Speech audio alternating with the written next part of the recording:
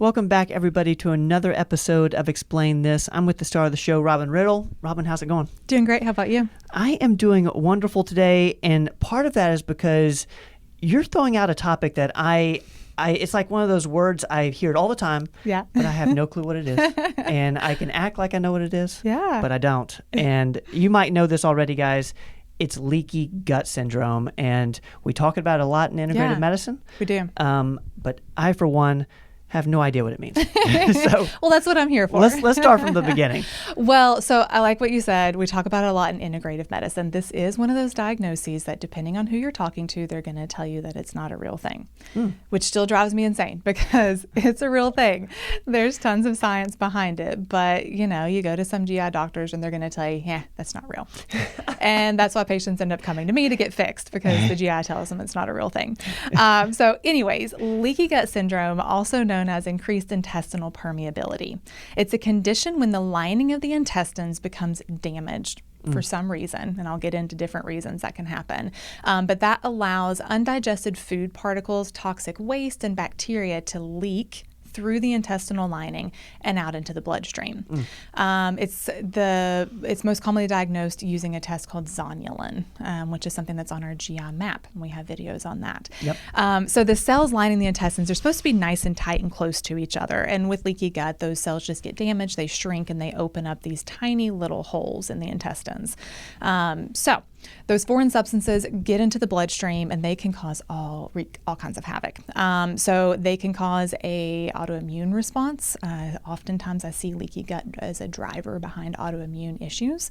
Inflammatory reactions, allergic issues. It can cause migraines, irritable bowel, eczema, chronic fatigue, thyroid dysfunction. It can trigger food allergies. It can make rheumatoid arthritis worse. It's not a good thing. No. People don't feel good when you have leaky gut. I always say, things are in your gut and that's where they're supposed to stay. We don't want them out in the rest of the body. And so it's interesting because, like I said, food allergies, when those food particles are getting out into the body recognizes it as a foreign thing, wants to attack it and get rid of it. So you can actually start to develop allergies or sensitivities to things that should be very healthy. Interesting. And that's where food allergy testing can be really beneficial while we're dealing with leaky gut. We do offer food allergy testing here through the offices. I've had it done before. It was very eye-opening. And I was dealing with leaky gut at the time. And it was crazy because all the things that I ate most often were my highest reactions.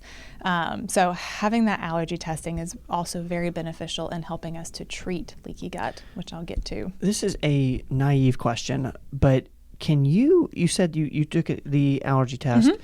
Can you reverse any of those allergies? Like, say you heal your leaky gut. Yeah.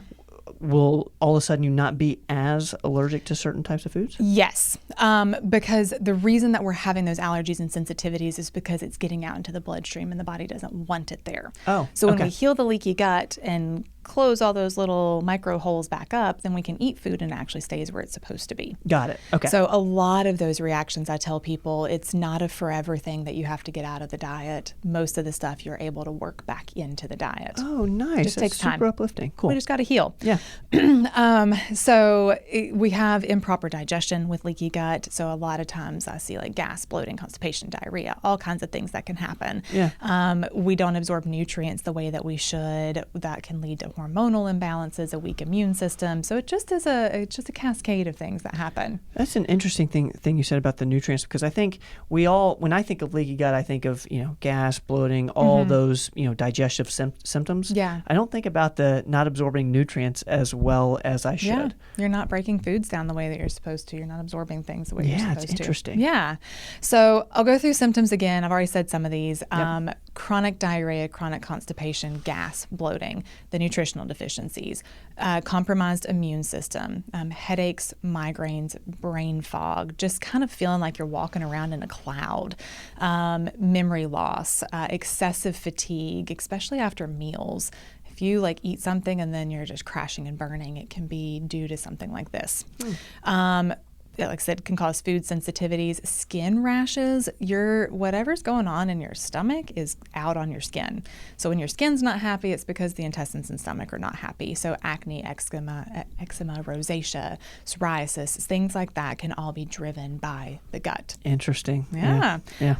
High cravings for carbs and sugars, joint pain, arthritis, fibromyalgia, but also things like ADD, ADHD, anxiety, depression. ADD and ADHD is rampant now, and nobody ever looks at the gut. You get a third grader that says, teacher says, hey, they can't focus. They go straight to medications when actually there's a lot of things that we could do to fix the gut, heal the gut, and help those behavioral issues. I can't imagine how many kids are suffering from leaky gut and have no idea. Yeah.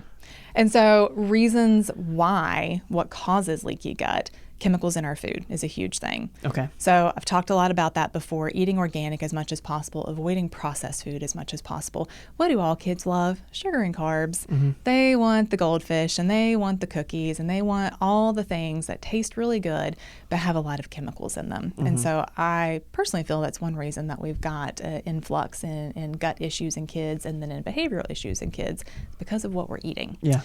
So diet is a huge factor in leaky gut. And this leaky gut can honestly be something that you've had since childhood, and now you're an adult and you're still dealing with issues and you're trying to figure out what's going on. Or you're used to the condition and think it's normal. Yeah, it's not. Leaky gut's not normal. So certain things are really big triggers. Gluten, dairy, soy can be really big triggers for a lot of people. Sugar is another big trigger for developing leaky gut. It can also be caused by medications. Antibiotics is a huge one for this. Mm-hmm. Steroids, over-the-counter things like aspirin and ibuprofen start to destroy that gut lining. Oral birth control pills. Women are really prone to this because you take oral birth control for 10, 15, 20 years of your life. Definitely destroys that intestinal lining.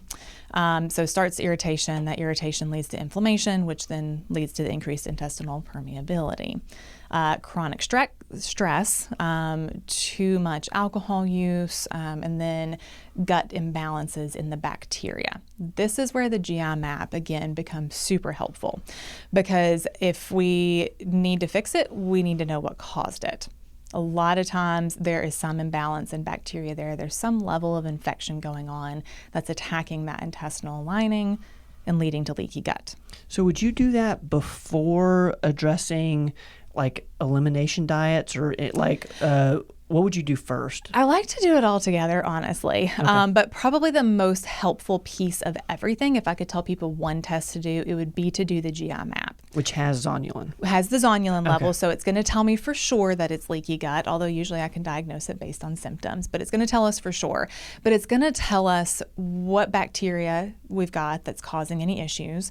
Do we not have enough of the good bacteria? Do we have too much of the bad? Do we have H. pylori? Do we have some parasite that we don't know about?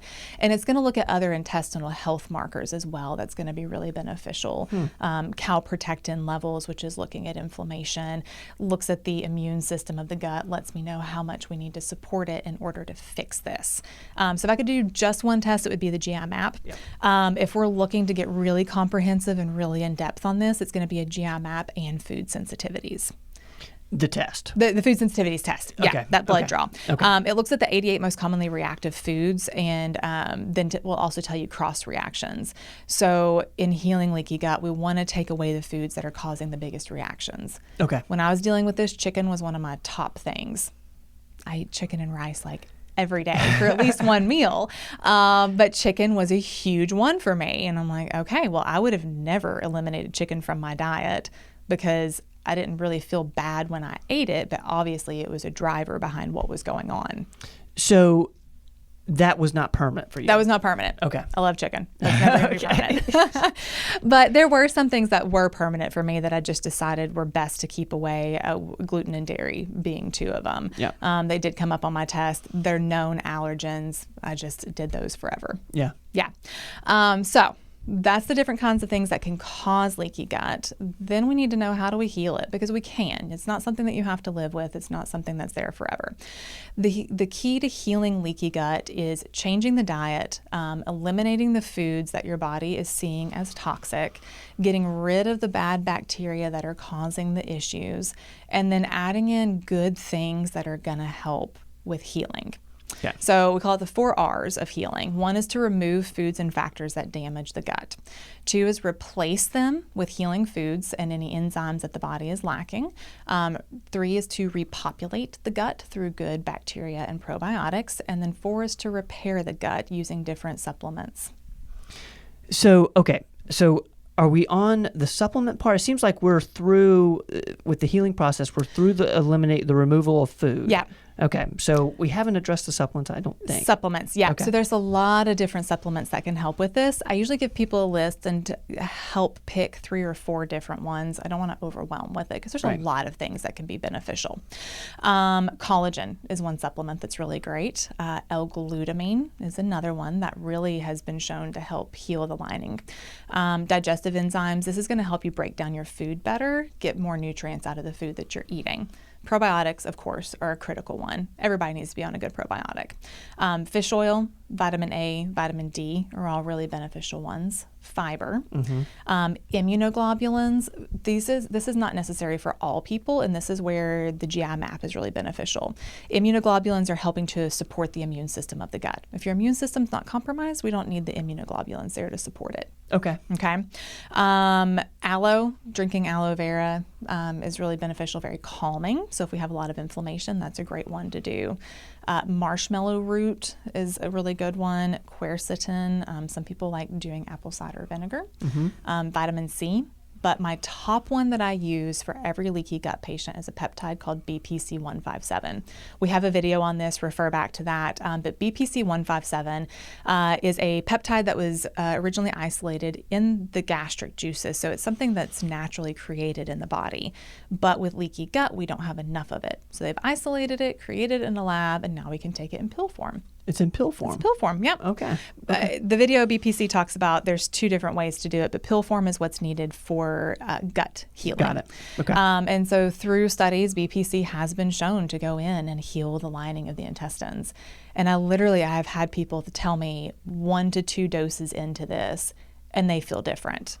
Now, does that person, 1 to 2 doses in, feels amazing, do they keep going on BPC? Oh, yeah. Okay. Yeah. I usually want to do at least 2 to 3 months on this. Okay. And if they're feeling great and want to continue on with it, that's not an issue. We can continue to take it. But I like to get at least 2 to 3 months on it to really help heal things. And of course, through all of that, making sure we're getting rid of what caused leaky gut to begin with and not going back to any of that. Which would be the foods or the stress. The foods, the stress, the medications, antibiotics. If I've got somebody that we've really intensively worked on the gut and then something happens and they have to take an antibiotic, we need to really intensively support again because we don't want to end up back in the same situation. Yeah. But the big takeaway for leaky gut is you need to know that it's there. You need to know how to get tested for it. And then you need to know that it can be fixed. Yeah. We can reverse this. One question is the GI map, say you go through all this, symptoms are gone. Do you do the GI map again to see, is there any sort of affirmation that you're looking for? We can. The only reason I really don't very often is cost. Yeah.